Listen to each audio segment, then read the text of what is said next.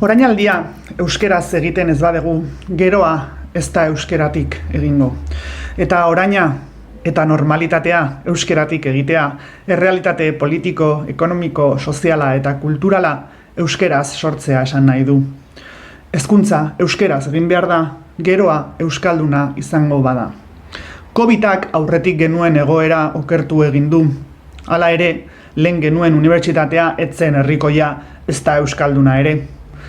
Oraingoa ere ez baitu bermatzen euskeraz ikasteko eskubidea, baina ikertu ere ezin dugu euskeraz ikertu. Hau da, eszelentzia edo bikaintasuna esaten dioten hori erdalduna da, nazioarteko komunitatearen profila du, anglosajoia, espainola, frantziarra, ez euskalduna.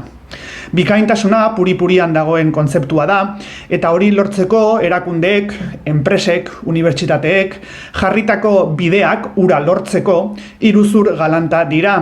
Ez bakarrik bikaintasuna zer den gizon zuri mendebaldarren taldetxo batek erabakitzen duelako, edo epistemologia eta ezagutza zer den eta zer ez den talde murriztu horrek erabakitzen duelako, baizik eta gainera ingeleraz, frantsesez eta gazteleraz sortzen delako.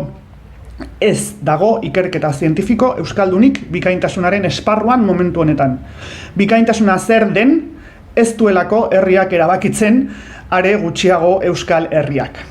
Kanpotik inposatzen den kalitate mota hau, bertako ezagutzak, herriak eta herritarrek sortutako ezagutza ezabatzea dute helburu. Zergatik ezagutzarik ez duen herriak ez duelako etorkizunik. Beraz, geroa euskeratik egiteko, oraina eta normalitatea, euskeraz pentsatu eta sortu behar dugu.